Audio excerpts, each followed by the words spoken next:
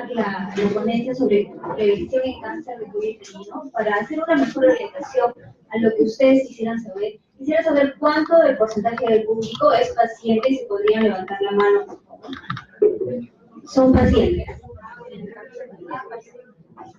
No que sean de cáncer de cuello uterino, pero sean pacientes del hospital. Personal de salud. Entonces están 50%, 50%. Muy bien. El cáncer de cuello uterino, como bien ha dicho y en muchas ponencias se la menciona, porque es uno de los cánceres con mayor incidencia a nivel del Perú. Si bien es cierto, dentro de las mujeres, el cáncer con mayor incidencia es el cáncer de mama, seguido por el cáncer de cuello uterino, y últimamente venimos viendo mayor cantidad de cáncer gástrico en mujeres, como lo mencionó el doctor Carnet. No sé si realmente hay un poco de cuestión en cuanto a esto, y les voy a mostrar un poco de las estadísticas, pero quisiera que vean primero esta imagen, donde pongo primero un cuello uterino de aspecto normal. ¿Y cómo es así que este cuello uterino va a llegar a este tipo de lesión, que es un cáncer de cuello uterino? Entonces, podemos ver acá cuál va a ser la evolución de este cuello uterino normal y que en un momento se va a hacer un cáncer invasivo. Si ustedes ven acá, esto es un epitelio normal. Aquí muchas veces no podemos ver con la aplicación de ácido cético mediante exámenes que voy a explicar posteriormente. Vamos a ver que existen algunas alteraciones del epitelio cervical, vamos a llamarlo NIC1. Del NIC1 va a progresar al NIC2, podemos acá ver otra lesión, y podemos ver el NIC3 que va progresando esa lesión, se va haciendo un epitelio mucho más blanco. El NIC3 se divide en dos. El NIC3 vamos a tener el propio NIC3 y el NIC3 que va a abarcar el carcinoma in situ, que podemos ver este tipo de lesiones mucho más severas. Y de por sí, posteriormente, el cáncer de cuello uterino. Entonces, primero hacemos mención sobre la incidencia en general de lo que es el cáncer. En el 2018, para este año, en Globocan 2018, se dice que hay 18.078.957 personas con cáncer en el mundo, y un promedio estimado para el año 2040 es de 29.532.000, es decir, casi el 80% más de personas. Eso nos quiere decir que anteriormente la incidencia y la mortalidad por cáncer no era tanta porque tal vez había un pobre diagnóstico de este, y era mucho más la incidencia y la mortalidad por patologías de causa infecciosa. Infecciosa que mencionamos por otro tipo de causas que pueden ser inflamatorias también.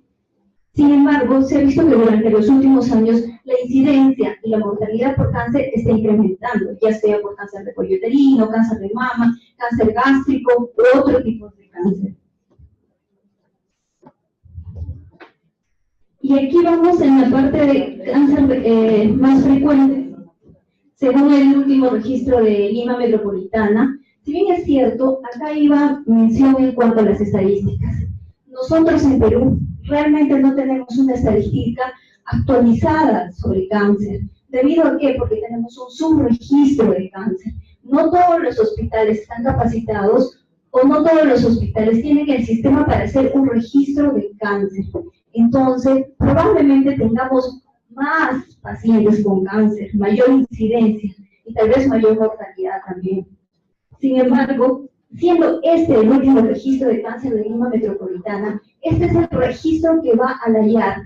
La IARC es una institución que se dedica a la estadística de los cánceres a nivel de Latinoamérica.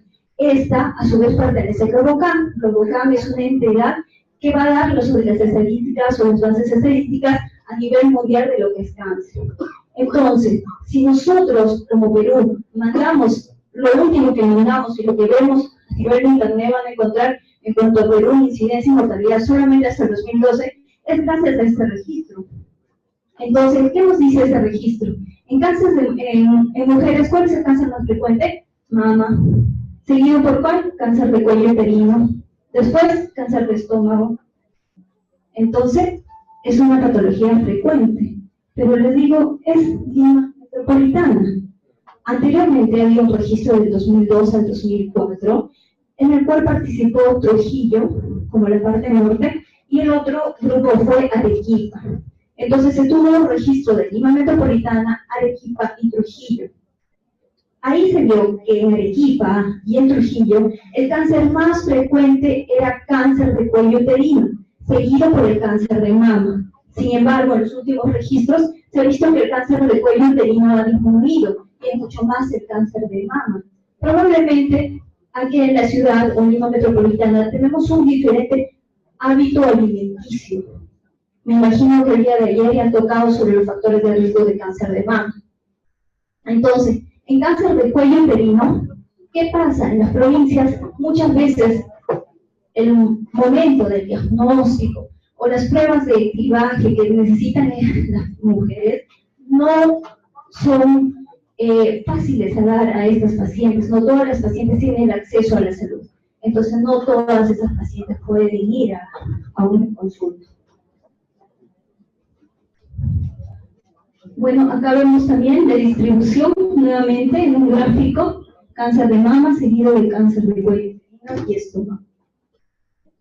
Ahora, en Estados Unidos, obviamente, un país más desarrollado, sí tienen registros actuales, y a nivel de todo lo que es cáncer, existe 1.735.350 nuevos casos de cáncer y 609.640 de muertes por cáncer cada día. El cáncer de cuello uterino, si ustedes se dan cuenta, en la parte de mortalidad materna, en la parte de ginecobstetricia es muy importante, porque mujer gestante que fallece durante el parto o el posparto se considera extremadamente dramático y es una cuestión de salud tanto para la parte ginecobstétrica y para el Ministerio de Salud.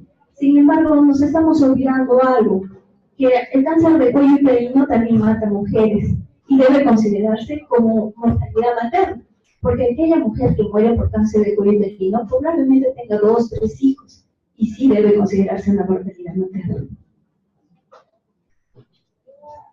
Entonces, probablemente el cáncer de cuello uterino sigue siendo un problema de salud, sí, sí lo sigue siendo. Generalmente es responsable de 7.200 casos nuevos por año y 38.000 muertes en América Latina.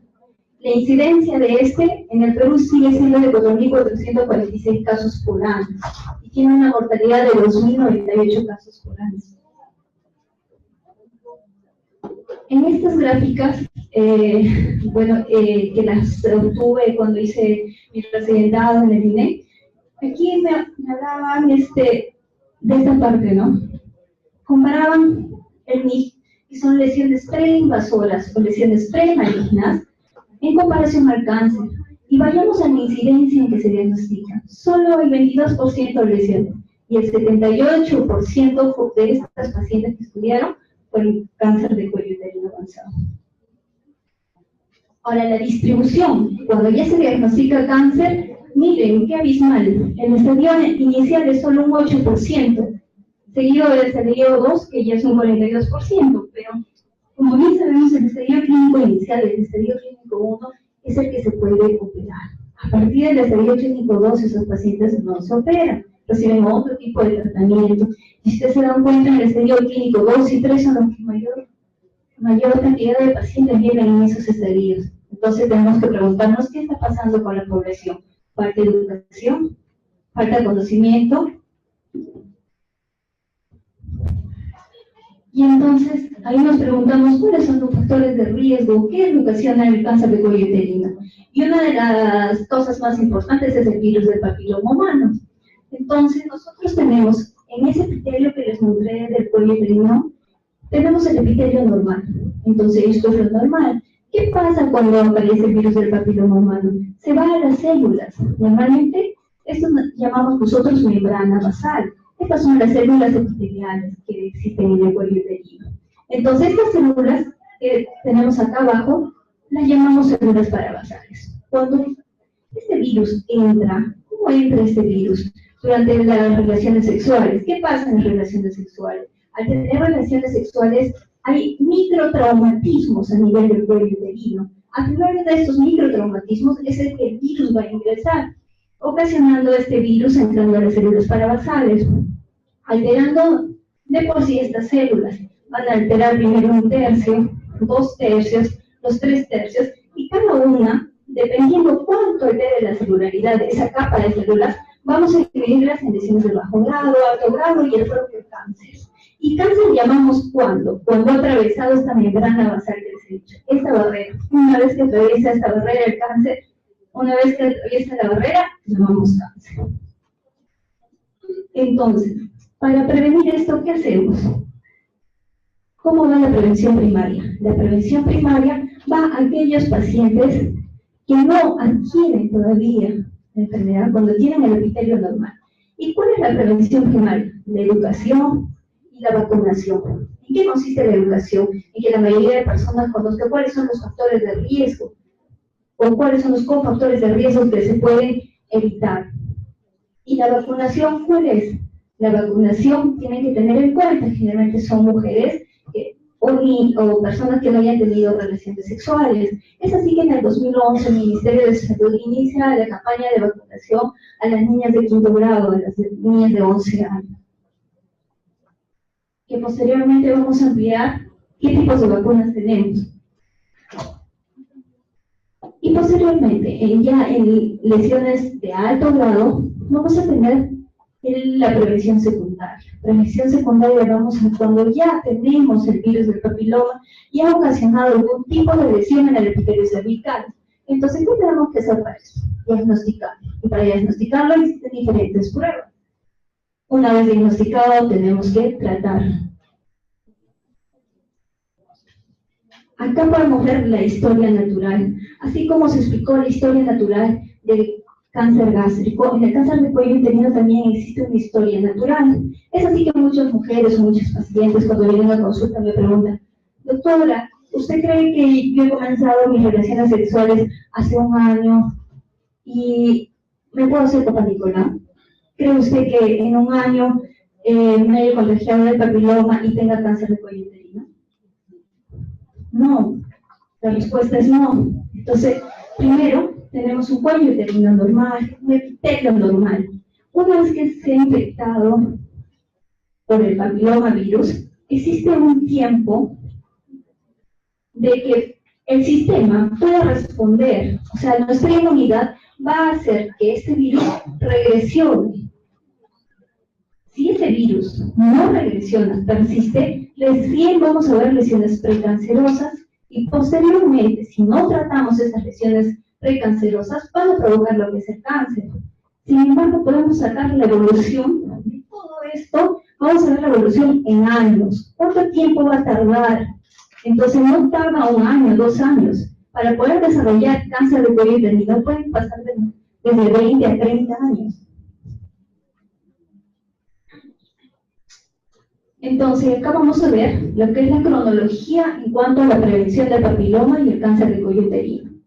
Es así, como la mayoría de mujeres, ustedes conocen lo que es el Papá Nicolau.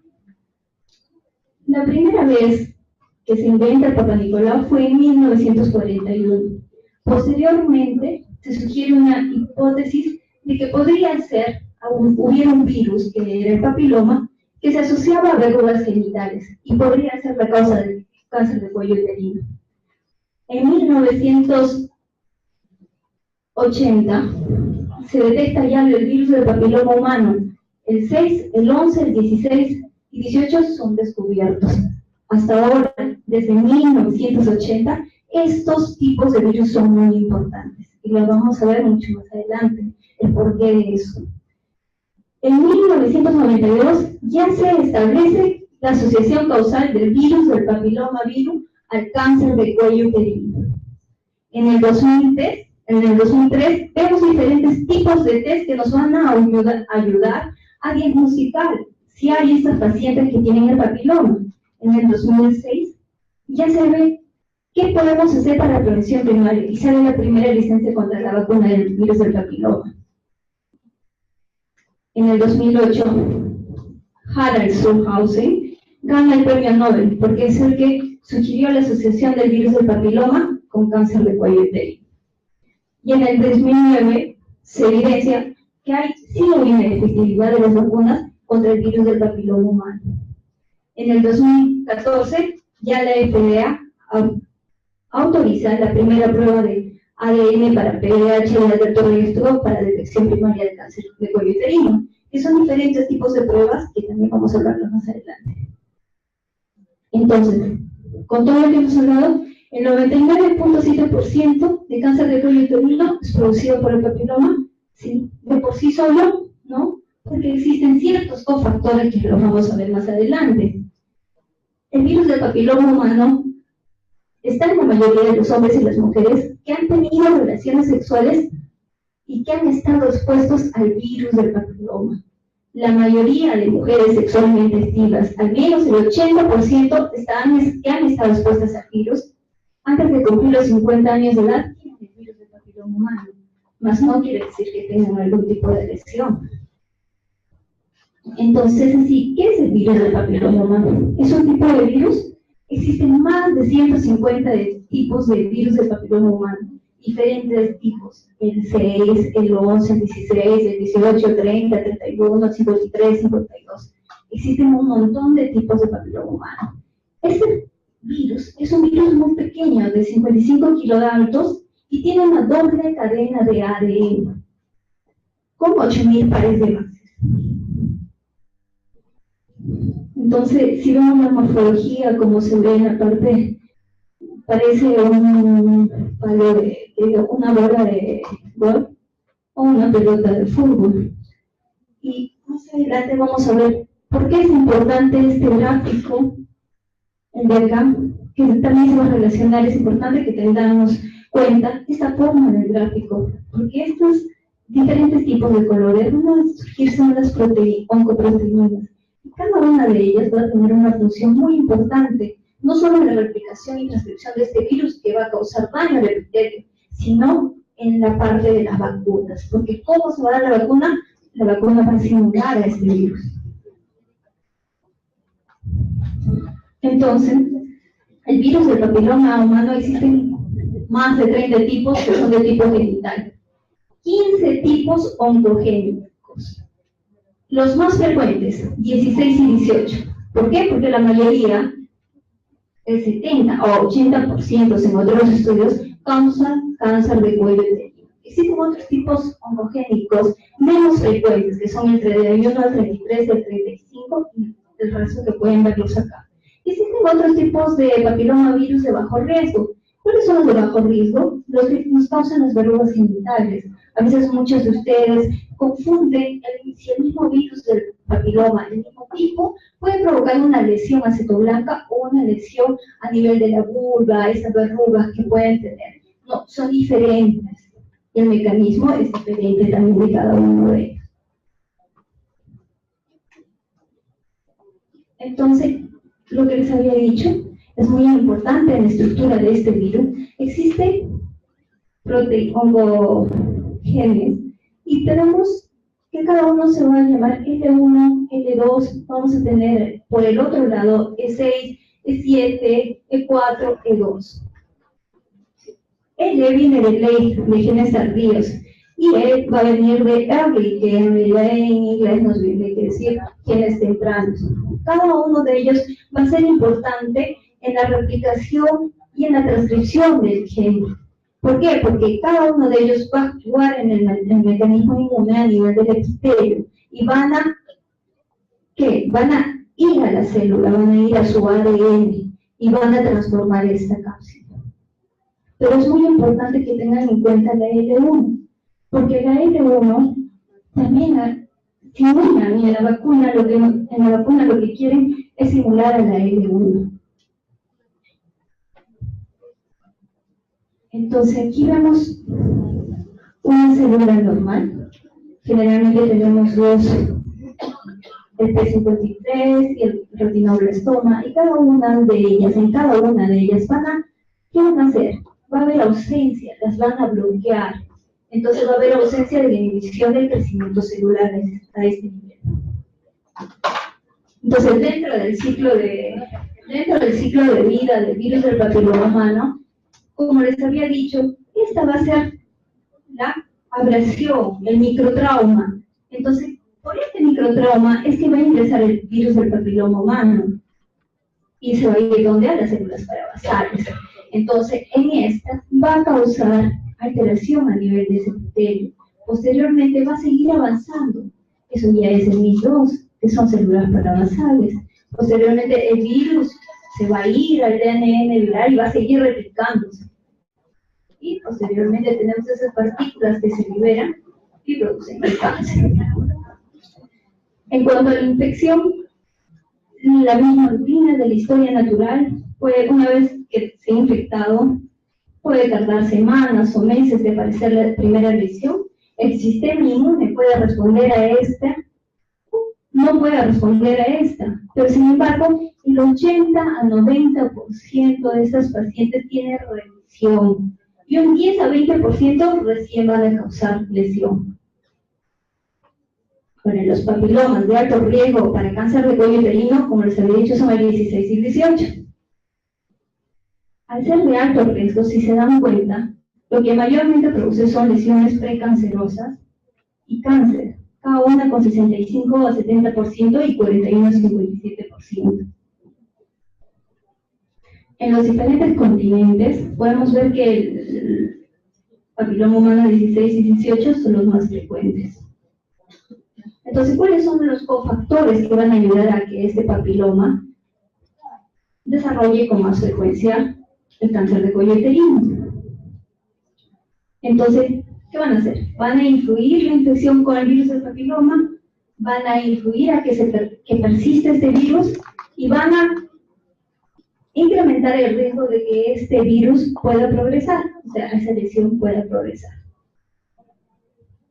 Entonces tenemos cofactores del medio ambiente, que son la paridad, los anticonceptivos orales, el tabaco, cofactores virales, diferentes tipos de papiloma, como ya se les ha explicado, alguna variante del virus, carga viral, a veces se asocia a pacientes con VIH, cofactores del huésped, a cómo está el sistema inmune en la persona. Entonces, los anticonceptivos orales, existen algunos estudios lo asocian y otros no, pero se hicieron 7 estudios que están reportados en la YARD, Microbucan y la OMS. Siendo de estos, 3 fueron positivos. ¿Y qué causaron estos 3? Primero, que no existe mucha información relacionada al mecanismo exacto por el cual los anticonceptivos orales podrían producir como cofactor hacia el papiloma. Pero se sugiere que las hormonas influenciarían en aumentar la progresión en estas mujeres portadoras. Pero no en todas las mujeres que van a usar el anticonceptivo oral, pueden usar 1 mes, 2 meses, no. En aquellas pacientes que hayan usado anticonceptivos orales en tiempo prolongado, es decir, mayor a 5 años. La paridad. Por décadas se ha sospechado que esta multiparidad aumenta el riesgo de cáncer de cuello uterino. Probablemente sí, por el tiempo en que la mujer ha estado expuesta, sin protección, sin uso de condón, mientras mayor cantidad de hijos, nuevamente exposición al virus del papiloma, si es que la pareja tiene. Y no solo eso, muchas veces eso se ve relacionado al inicio temprano de relaciones sexuales. Entonces, va en conjunto el inicio temprano de relaciones sexuales con la paridad. Otro cofactor es el tabaco. No parecería tener relación el tabaco con cáncer de cuello uterino, pero en realidad sí lo tiene. ¿Por qué? Porque ha demostrado que el tabaco, el alquitrán, podrían tener efectos carcinogénicos en los papilomas. ¿Y cómo así? Dice que hubieran contenidos de nicotinina, estudiaron entre fumadoras y no fumadoras. Y entre las fumadoras hallaron una mayor incidencia de lesiones producidas por el papiloma virus. Entonces, en este estudio, posteriormente, evaluaron que, ¿qué pasa? Hay exposición de células endocervicales inmortalizadas a concentrado del humo de tabaco y probaron el efecto cancerígeno a nivel del humo de tabaco. Y otra de los más importantes postulados por el uso de tabaco es la asociación con la disminución del número de las células de Langerhans del epitelio cervical. ¿Qué hacen estas células de Langerhans? Esas células de Langerhans van a ser como un sistema inmune a nivel del epitelio, van a evitar a que este virus completamente se replique. Entonces, al estar alterado estas células, puede ser un cofactor para que este virus ingrese mucho más rápido. Ahora, el inicio de relaciones sexuales a temprana edad, se ha visto que sí, aumenta de 2 a 3 veces en aquellas mujeres que inician su vida sexual antes de los 16 años, en comparación a aquellas de 20. Miren, si inicia antes de los 16, tiene 2 o 3 veces más riesgo aquellas que iniciaron a los 20 años. ¿Por qué? Se postula porque hay mayor susceptibilidad del epitelio cervical a más temprana edad. La poliandría generalmente se relaciona al número de parejas sexuales que pueda tener aquella paciente, ¿no? Aumenta la exposición al virus del papiloma humano. Como pueden ver acá, una señorita con bastantes chicos. Pero no solo eso, no solo las mujeres, también hay que tener en cuenta la pareja. Si bien es cierto, las mujeres podrían tener muchas parejas sexuales, pero muchas mujeres diagnosticadas con lesiones preinvasivas o cáncer de cuello uterino, muchas veces han tenido solo 1 o 2 parejas. ¿Y qué sucede con estas pacientes? Lo que sucede es que no sabemos cuál es la historia sexual del compañero. También es importante, porque no sabemos si ese compañero sexual tuvo relaciones, no sé, con otras personas. Muchos varones a veces tienden a ir a los prostíbulos también. Entonces, uno no sabe cuál es la historia sexual de la pareja. Y a veces, muchas veces, eso lo obviamos. Bueno, entonces, la prevención primaria. ¿Cuál es la prevención primaria? La consejería. ¿Cuál es la consejería? El derecho a que los pacientes deben estar informados. El derecho a discutir, a preguntar qué es lo que tiene el paciente. La confidencialidad, el derecho a la intimidad, a la privacidad y expresar los puntos de vista que pueda tener el paciente. Pero lo más importante es que conozcan todo aquello que hemos hablado anteriormente. Eso es consejería. Tienen que saber cuáles son los factores de riesgo, qué es el papiloma humano. ¿Para qué? Para que puedan tener el conocimiento y ustedes mismos decir, me toca hacer mi control, necesito ir al médico. Entonces, la vacuna. Vayamos con el otro punto, que es la vacuna. Existen 3 tipos de vacuna.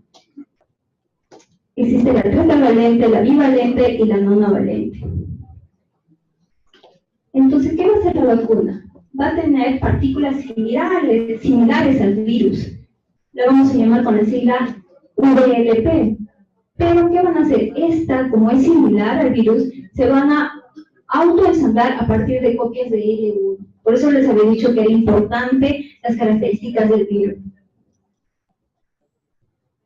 Y lo más importante, que carecen de ADN viral, porque la mayoría de pacientes o personas nos dicen, ¿y la vacuna me puede provocar lesiones? No, porque no tiene ADN, no es un virus. Simulan ser el virus, pero no es virus. Entonces, existen diferentes estudios que han hecho para estudiar la eficacia de esta vacuna, ya sea de la bivalente, tetravalente o monovalente. El Futur 1, Futur 2, Futur 3 y el estudio Patricio. Entonces, acá tenemos las 3 vacunas más conocidas: la tetravalente como Gardasil, la bivalente como Cervarix y la monovalente como Gardasil 9. Entonces, cada una de ellas va a actuar en diferentes tipos de papiloma humano. La tetravalente actúa sobre los serotipos 6, 11, 16 y 18. La bivalente solo actúa sobre las 16 y 18. Y la monovalente actúa sobre las 6, 11, 16, 18, 31, 33, 42, 45 y las demás que podemos verlas acá. Y todas ellas a nivel de dónde actúan, de L1. Que es el mecanismo cómo actúan las vacunas. Ahora hablemos sobre prevención secundaria. La prevención secundaria, ¿cuál es la prueba de tamizaje ideal para aquellos pacientes que probablemente ya tengan el virus y quieren controlarse si tienen algún tipo de lesión? Lo ideal de una prueba es que sea altamente sensible, que sea altamente específica, que se pueda realizar muy pocas veces en la vida y que sea accesible para áreas de bajos recursos, además que sea bien aceptado y tolerado por las mujeres, que se pueda realizar con muestras tomadas por la misma mujer. Muchas veces las mujeres tienen vergüenza en la periferia, prefieren tomárselas ellas. Entonces, ¿hablamos de qué? De la citología cervical, lo que a la mayoría de las mujeres en sus controles le dicen, el PAP, Papá Nicolau. El PAP convencional, y tenemos otro tipo de pruebas, que es la citología de base líquida, el test de pH, la captura, que también la llamamos captura híbrida, el PCR de ADN. Entonces, para el Papá Nicolau, ¿qué tenemos que hacer? Tenemos que tomar una muestra adecuada. ¿Y cómo tomamos una muestra adecuada? No solo depende de la persona que lo tome.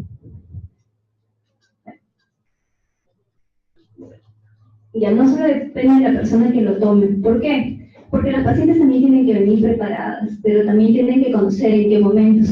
No venir en la menstruación, no haber tenido relaciones sexuales 48 horas antes, no haber tenido duchas vaginales 48 horas antes, y no haberse aplicado 48 horas antes ni un óvulo ni tema vaginal. ¿Por qué? Porque eso va a alterar el resultado del Papá Nicolau. ¿Y qué es el Papá Nicolau? Es la extracción de células de la superficie del epitelio del cuello uterino. Bueno, no se ve muy bien el gráfico, pero lo que quería explicar aquí era la sensibilidad de la citología. La sensibilidad de citología tiene el 50% de sensibilidad. ¿Y por qué pongo este cuadro? Porque más adelante vamos a ver otras pruebas que son mucho más sensibles, pero lamentablemente no las tenemos al alcance. A veces, ¿por qué falla el Papá Nicolau? Se considera que el 90% de fallas se debe a error humano, pero también tenemos que tener en cuenta lo que les dije anteriormente, que la paciente venga preparada.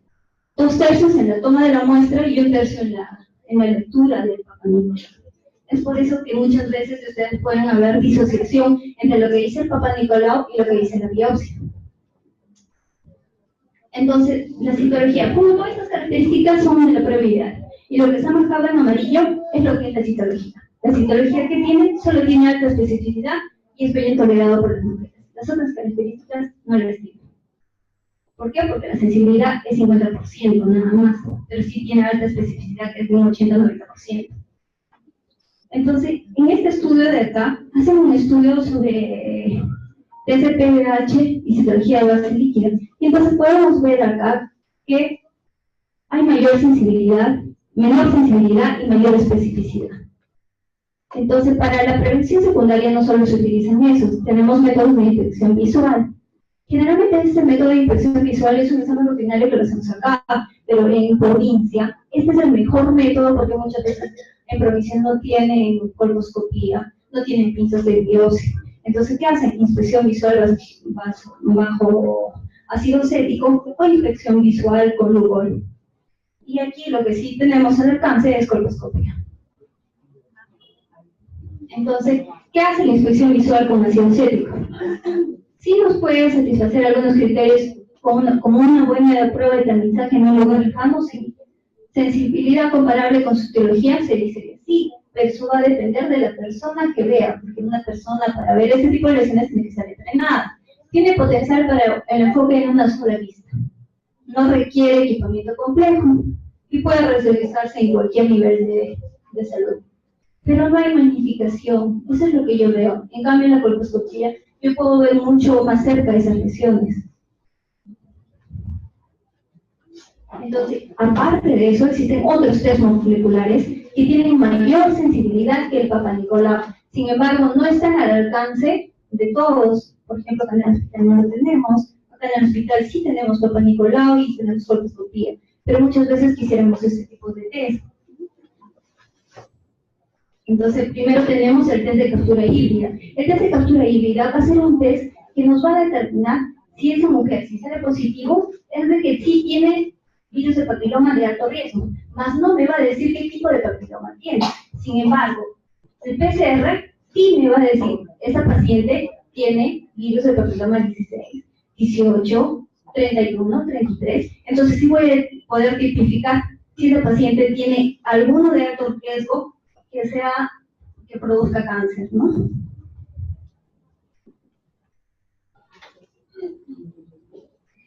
Entonces, este es el de captura híbrida. ¿Qué nos va a localizar? Lo más importante. Los más importantes. 3 tipos de papiloma de alto riesgo. Dentro de los más frecuentes, 16 y 18. Sin embargo, no se demostraba en un estudio, pero estuvimos haciendo cuando fui residente de neoplásicas, comparando porque se estuvo haciendo test de PBH. Dentro de los pacientes que quería yo poner a un estudio, vi que había un poco de disociación y no había tanto 16 y 18, y vi bastantes casos de tipo 31 que eran diagnósticos con cáncer de cuello uterino. Este es el PCR, que generalmente se va a ir de frente al DNA y tiene alta sensibilidad y especificidad. Entonces, la detección de DNA, ¿cuánta de sensibilidad tiene? 90%. ¿Cuánto tenía Papa Nicolau? 50%. Esta es la comparación de captura híbrida o TCPBH versus el Papa Nicolau. Y acá tengo otro cuadro que no se ve muy bien, pero estas dos curvas que ven en naranja y en rojo son aquellas que tienen positivo para el virus de papiloma 16 y 18. ¿Y cómo va a ir incrementando la incidencia, no? Existen otro tipo de pruebas diagnósticas, que es el test de PBH rápido o FAST-HPV y el E6 Split Test. ¿En qué consisten estas dos pruebas? Estas dos pruebas de test de PBH generalmente son en pacientes que están en zonas lejanas. ¿Y qué se trata de obtener? En un mismo día se trata de obtener muestras mucho más pequeñas, es decir, de 90 pacientes entra un equipo de 90 y pueden determinar eso. El E6 Split Test, este E6 es un estudio que se ha visto en Asia generalmente, que hacen normalmente con un hisopo, una espátula especial de lo que es la mucosidad a nivel cervical, se va en un tubo de ensayo. En ese tubo de ensayo se pone el hisopo. Una vez que pones el hisopo en el tubo de ensayo, pones unas gotas, y generalmente es un reactivo. Este reactivo, dentro de ese reactivo, uno va a dar 2 vueltas circulares del hisopo. Después de que quede ese líquido, vamos a hacer como lo que hacen en el test de orina, ponen una tira reactiva. Y normalmente ponen esa tira reactiva y solamente es para el 16 y 18. Pero todavía no están usados. Posteriormente tenemos a la colposcopía. ¿La colposcopía qué es? Es un método que nos va a ayudar a visualizar esas lesiones producidas por el virus del papiloma. ¿Y qué va a hacer? Vimos que en la inspección visual bajo ácido acético no se podía magnificar esas lesiones, es decir, sí se podía ver que pintaba algo blanco, pero no podíamos amplificar si realmente cuál era la localización adecuada. Entonces, en la colposcopía sí vamos a poder verla, pero primero tenemos que ver cuáles son las zonas normales. Este es un epitelio, un cuello uterino normal. Entonces, tenemos diferentes tipos de epitelio en el cuello uterino normal. Tenemos el epitelio escamoso y el epitelio cilíndrico. Entonces, la unión de estos dos epitelios que son diferentes, uno es plano, el otro es cilíndrico, es importante, y esa la llamamos unión escamocolumnar. ¿Y por qué es importante? Si vemos en este cuello uterino, vamos a marcar, esta es la nueva unión escamocolumnar, y vamos a tener una antigua unión escamocolumnar, que va a ser esta de acá afuera. Y la zona que marca entre la antigua y la nueva unión escamocolumnar, es decir, del epitelio que hubo del epitelio plano, el epitelio cilíndrico, llamamos zona de transformación. Y en esa zona de transformación es donde nosotros vamos a encontrar la mayor cantidad de lesiones que produce el papilomavirus. Esa zona es la zona más sensible. Y es así que podemos ver las displasias cervicales, ya sea visto bajo ácido acético y luego en la colposcopía. Este es sin ácido acético, le echamos ácido acético y vemos que hay lesiones blanquecinas. No se ve tan claramente, tal vez porque hay mucha luz, pero la lesión está hasta aquí, es extensa. Y con la aplicación del Lugol, sí lo vemos también, que cambia. Normalmente la aplicación del Lugol debe ser un color marrón oscuro. Y acá vemos que está alterado, es un color mostaza. Entonces, ¿cuál es el objetivo de la colposcopía? Diagnosticar No, porque con la colposcopía no puedo decir eso tiene papilomavirus.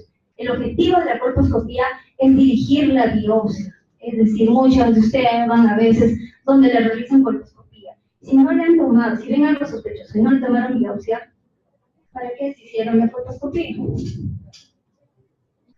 Entonces, el colposcopio solo puede sugerir una anormalidad.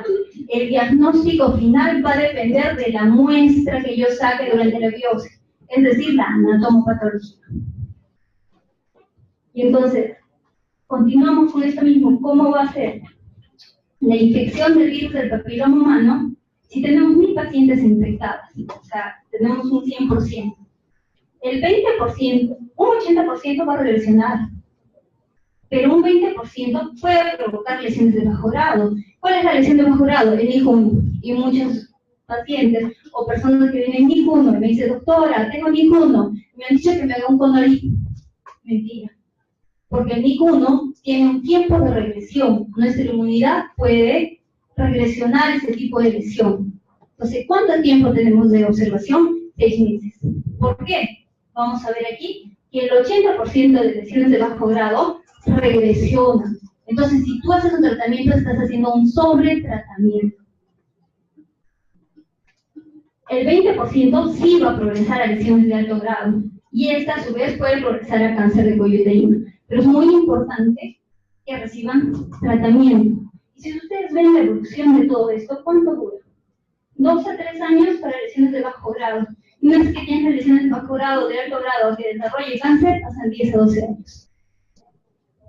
Entonces, el tratamiento de las lesiones intraepiteliales, sean de bajo grado o alto grado, va a ser que tengas un adecuado diagnóstico, ver el grado de displasia que hay, la edad que tiene la paciente, si es una paciente joven y tiene deseo de gestación, la extensión de la lesión va a ser importante para determinar cuál es el tipo de tratamiento y el seguimiento que tiene que tener esta paciente.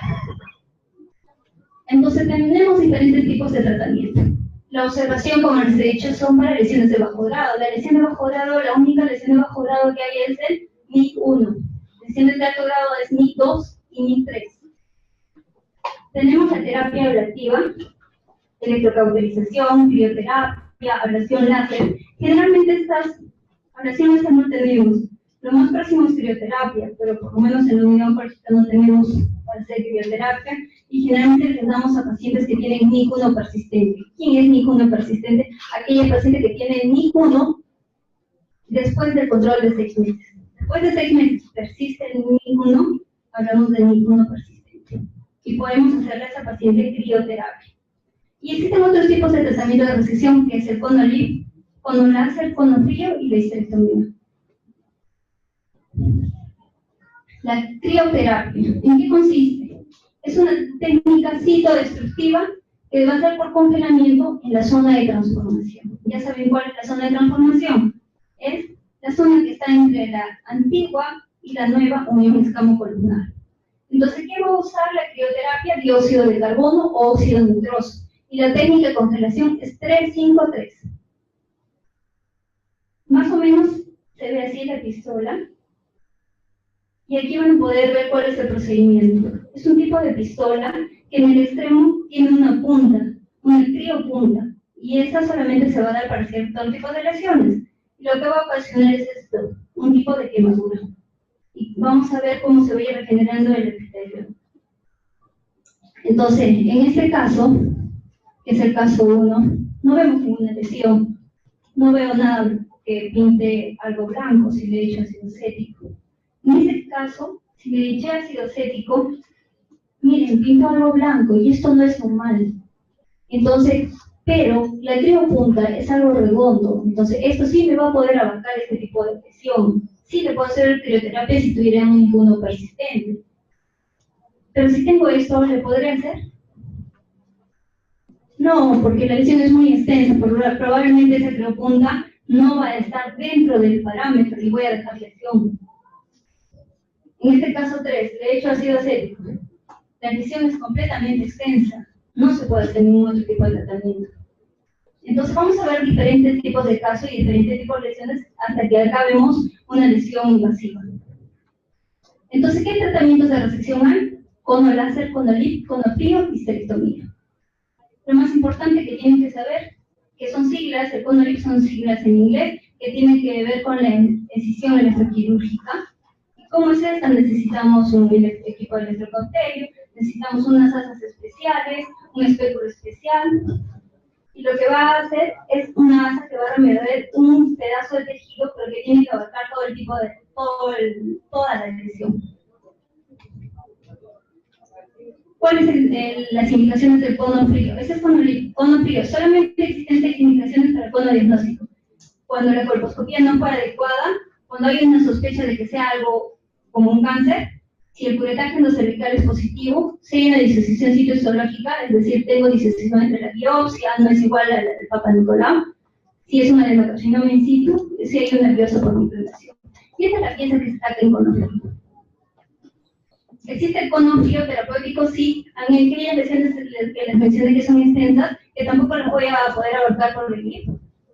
Son lesiones de difícil seguimiento. Y el último tratamiento que tenemos ya para terminar es la histerectomía. La histerectomía no está indicado en todos los casos de MIS-3. ¿Cuáles son las indicaciones? Cuando hay otra patología asociada, cuando el cervix está completamente empotrado y no voy a poder realizar un cono, y hay difícil seguimiento en los pacientes. Entonces, concluimos que el tener PBH no significa que tienes cáncer de cuello uterino. Y acá les pongo, para los que son de salud, actualmente ha salido la nueva certificación FIGO 2018, que es el ente rector sobre cáncer de cuello uterino, y sobre todas las cánceres de tipo ginecológico. Tenemos una nueva clasificación, ha variado los estadios en cáncer de cuello uterino, y está reciente, de hace un mes.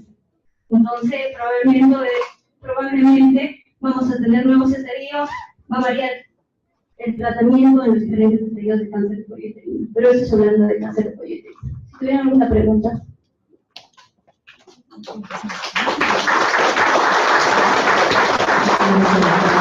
Normalmente los cánceres de cuello uterino, si ustedes vieron la primera imagen que puse en las diapositivas, era un epitelio normal y el otro era un epitelio diferente.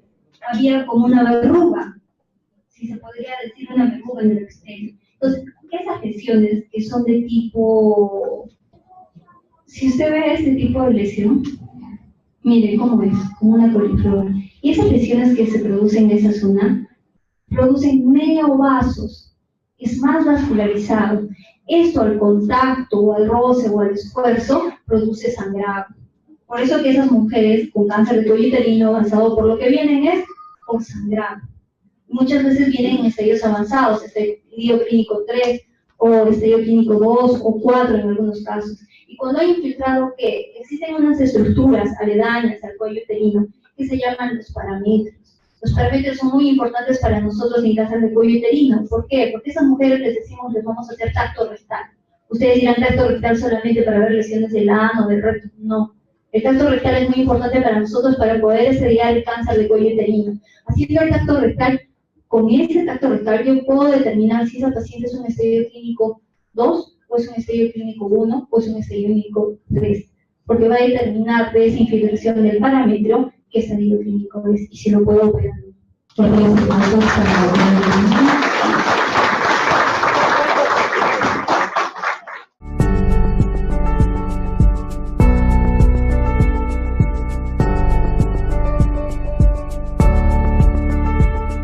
Gobierno del Perú. El Perú primero.